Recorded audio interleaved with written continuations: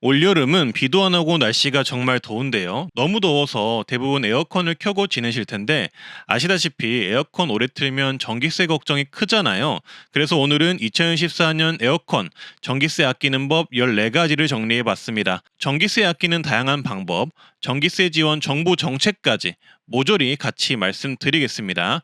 비교적 간단하고 쉽게 설명드릴 테니 꼭 끝까지 봐주시고요. 필요한 내용 적어두셨다가 꼭 한번 활용해 보세요. 먼저 가장 쉽고 현실적인 방법인데요. 전 국민이 가입 가능한 한전 에너지 캐시백 정책을 통해 전기세 환급을 받으시길 바랍니다.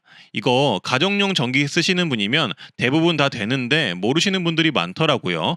저도 이거 써서 매월 할인 몇천 원씩 캐시백 받았고 작년 7월 8월에는 총 13,000원 캐시백, 1년으로는 대략 6만원 정도 캐시백 받았거든요.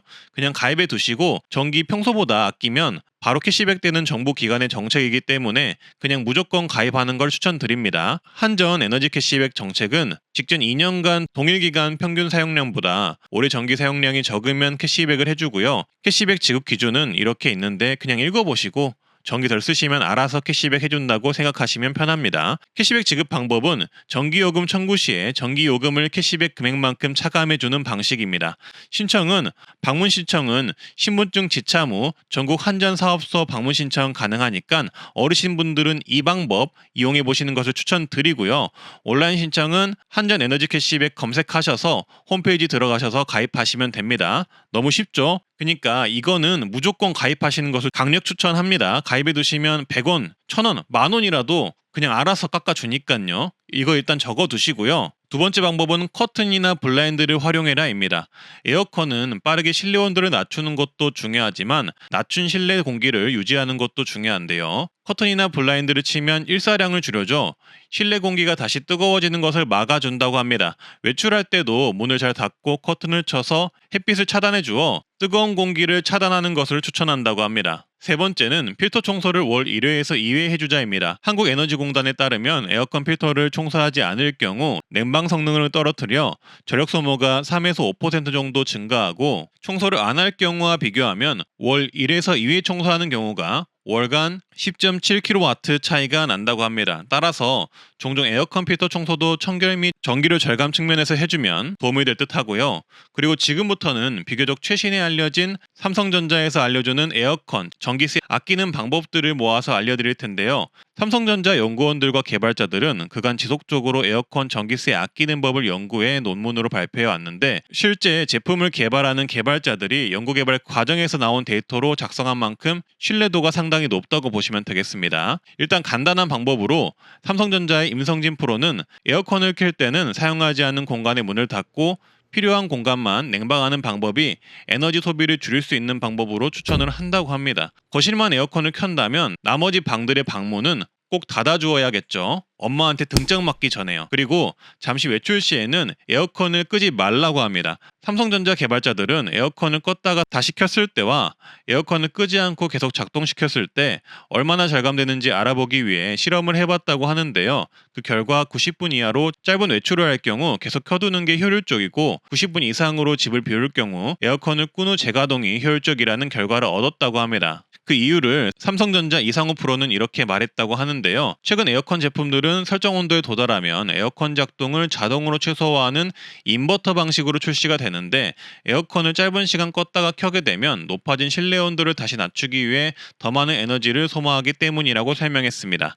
따라서 인버터 방식 에어컨이면 짧은 외출 시 에어컨을 켜고 나가는 게 전기세 측면에서는 효율적이라고 보시면 되겠고요. 그리고 우리 집 에어컨이 인버터 에어컨 방식인지 구분하는 방법은 이렇습니다. 2011년 전 제품은 보통 정속형 에어컨이고 그 이후 제품은 보통 인버터 에어컨이라고 하는데요.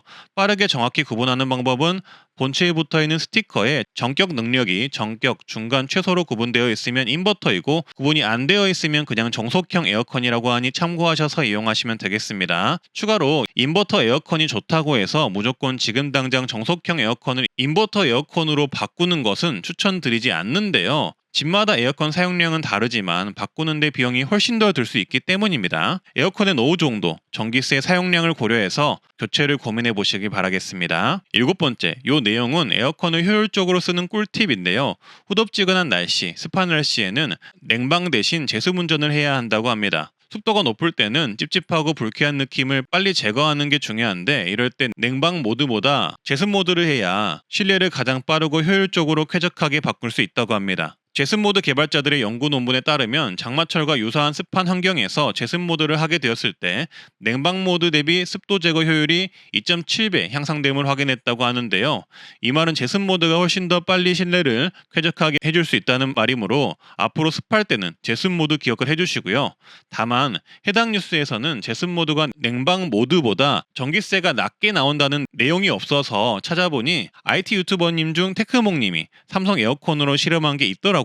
결론은 제습 모드, 냉방 모드, 전기세를 비교해 봤을 때 큰 차이가 없어서 제습 모드를 할 때는 평소 이용하는 냉방 모드 온도보다 1, 2도 정도 높게 이용을 하시면 좀 더 빨리 쾌적해지면서도 전기세 면에서도 이득일 수도 있다고 하니까 저는 이 방법을 추천을 드립니다. 그리고 삼성 뉴스에서는 삼성 에어컨 쓰시면 비교적 최신 모델들은 AI 쾌적 모드를 쓰는 것을 추천한다고 하네요.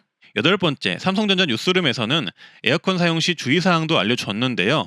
기름기 많은 요리를 할 때는 환기하는 것을 권한다고 합니다. 삼성전자 조형규 프로는 생선이나 기름이 많은 요리를 할 때는 유증기가 발생하는데, 이때 에어컨이나 공기청정기를 가동하면 유증기를 제거할 수는 있지만 에어컨 열 교환기나 필터에 흡착될 경우 필터 막힘에 따른 성능 저하 및 불쾌한 냄새를 발생할 수 있기 때문에 창문을 열어 환기하는 것을 권한다고 합니다. 그리고 또 다른 삼성전자 뉴스에 따르면 에어 서큘레이터나 선풍기를 에어컨과 함께 사용한다면 에어컨 실외기 가동 시간을 줄일 수 있다고 하는데요. 시원해지는 게 목표이니까 빠르게 시원해지면 온도를 더 낮출 필요가 없겠죠. 따라서 쿠팡 선풍기 서큘레이터 랭킹 1위부터 5위까지 한번 확인해 보셔서 가성비 좋은 제품으로 이용해 보시는 것도 추천드립니다. 그리고 LG전자 뉴스룸에서는 에어컨을 껐다 켰다를 반복하는 것 대신 한번 켜고 적정 온도 유지하기를 권장했는데요. 한마디로 에어컨을 껐다 켰다 하지 말고 적정 온도 26도 정도를 유지하라는 내용입니다. 이렇게 에어컨을 껐다 켰다를 반복하면 에어컨 작동시킬 때 소모되는 전력이 커서 오히려 전기세가 더 많이 나갈 수 있다고 합니다.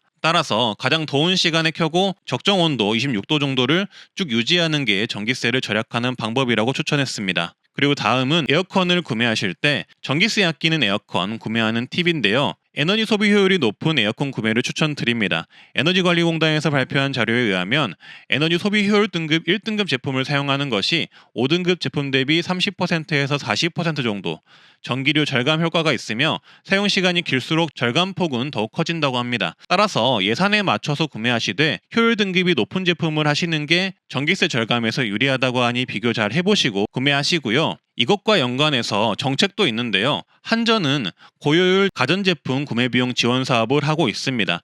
에어컨 구매하실 때 같이 활용해 보시면 정말 좋습니다. 다만 다자녀, 5인 이상 대가족, 3년 이내 출산 가구는 10% 할인, 장애인 유공자, 기초수급자, 차상위 대상자 등 같은 경우는 20% 할인을 해주니 이 할인 대상자를 확인하셔서 해당된다면 신청을 해보시고요. 13번째, 에너지 바우처 정책을 통해 하절기 에너지 지원금을 받을 수 있는데요. 생계, 의료, 주거, 교육급여 수급자 중 노인 영유아, 장애인, 임산부, 중증질환자 등이 가족에 포함되어 있으면 신청하실 수가 있고요. 에너지 관련 지원금을 바우처로 약 4만 원에서 10만 원을 지원을 받을 수 있거든요. 근데 정부에서 올해는 조금 더 인상해 평균 5만 3천 원을 받을 수 있게 한다고 하니까 요거 참고하시면 좋겠습니다. 하절기뿐만 아니라 동절기 지원도 있어서 연간 약 30만 원에서 70만 원 정도 가족 인원에 따라 받을 수가 있고요. 신청도 간편하게 주민센터에서 가셔서 하시면 됩니다. 마지막으로 소상공인 고효율기기 지원 사업이 있는데요. 소상공인이 에너지 효율 1등급